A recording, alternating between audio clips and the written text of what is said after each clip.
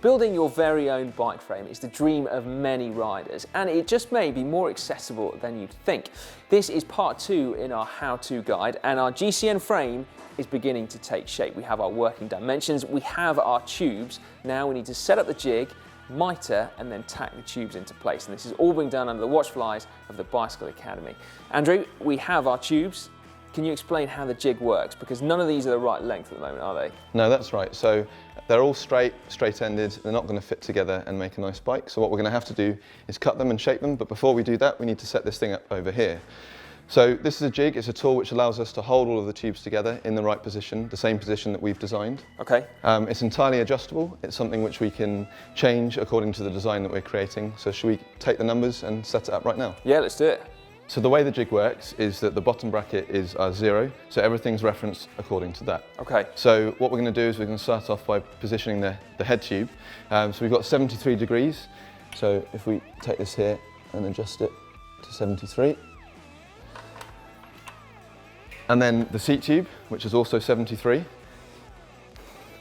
Okay. And now we're going to position the head tube. So we need to set this at 448. So if you want to adjust that down here. Yeah, all right. 448, right. There you go. Cool, and now the vertical, we need to set that at 423. So that's this one here. If I loosen it and you position it. That would help, yeah, thanks. 423, okay. And now the back end, which is 401 and 75. Okay. And so that's our rear axle? That's right. Okay. And this sets our chainstay length. And actually, because we're only building a frame, it's irrelevant where the front axle is because the fork is... Yeah, and that's all factored in already, but we don't need to think about it for this part here. Yeah, okay, cool. So what we need to do now is put the bottom bracket and the head tube into the jig. Okay. So I'll start with the bottom bracket. So pop it on here. Right, so we have our head tube and our bottom bracket are now in exactly the right place. We just have to make the tubes fit. Yeah, that's right. So if we take the seat tube, although it's the right tube, it doesn't fit. Yeah. The shape of this doesn't fit this. So what we're going to do now is we're going to cut it and we're going to shape it, and I'm going to teach you how to do that. Brilliant. Great. So our seat tube is, it's too long, right? And the bottom of it is the wrong shape. We need to make it shaped so it's going to fit to this, the bottom bracket. And so the way that we're going to do that is we're first going to mark it up to make sure that we cut this shape at the right point. Okay. Now we've already done that, and the length is 480. So the next thing that we need to do is pop it in the vise. Yep. And then do a rough cut before using the file to make it the right shape. Okay, so I've marked out the tube. Yep. We've got that dimension. I've clamped it in the vise, and what I'm going to get you to do is do a rough cut so that we can start shaping it. So here's the saw. Right.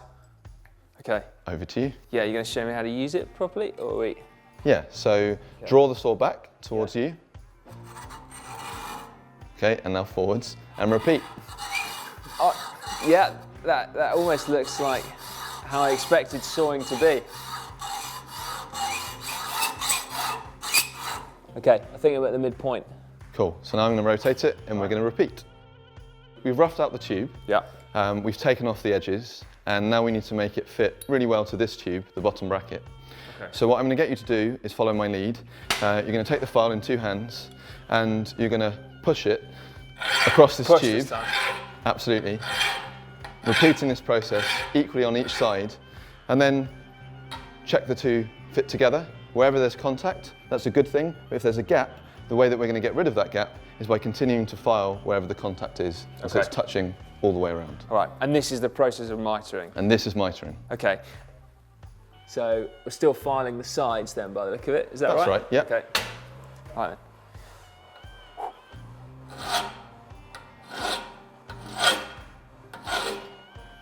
We're getting pretty close now. We're what, about half a mil off, Andrew? Something like that, yeah. Okay. Right then. Slowly does it.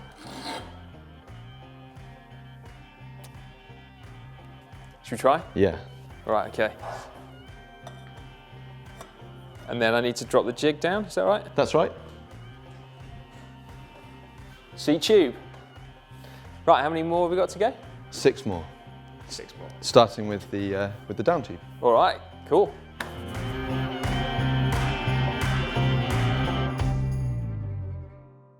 How's that looking, Andrew? It looks really good. Cool. The top tube is one of the trickiest tubes to get right because any change you make at one end affects the other. Right. So we really have to make sure that that's spot on. As in, if we'd filed too much off, that would just have gone and slipped down. That's right. Okay. Well, lucky. Okay, so before we tack this, we need to make sure that we can fit a bottle in position, and we need to position the bottle bosses. Okay. So this is where it's going to go. We're going to take some measurements, and then you're going to drill some holes. All right, bottle bosses. Tiny bit more force. It's about to go. Whoa.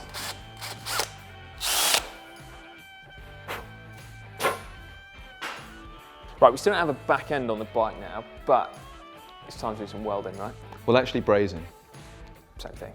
No, so there's a bit of a difference. With welding, we're going to join the tubes together by melting them. With brazing, we're going to melt something else. We're going to melt this, some brass. Okay. So it's a high temperature process, but it's not quite as hot.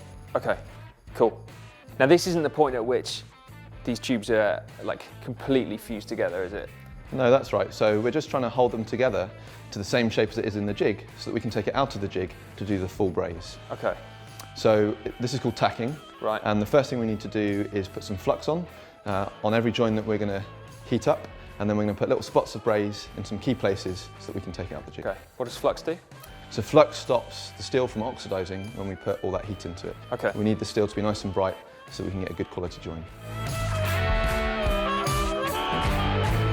So this is a specific brazing torch now, right? That's right. So we're going to be burning acetylene and oxygen. Okay. And this torch allows us to control how much of each of those two things we're burning, and therefore the profile of the flame. Okay. So I'll light up.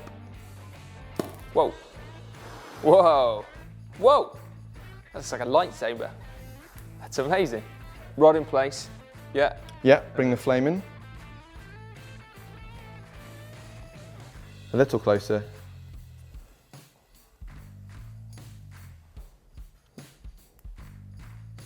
Hold it there, push the rod down,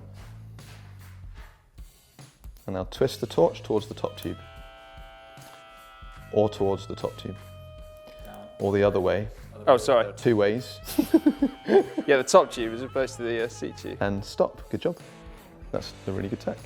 Whoa! Whew. Check it out. Here we go then, one tacked up frame, unmistakably bike shaped. Look at that. There's a few hints on there as to just what kind of bike this is going to be.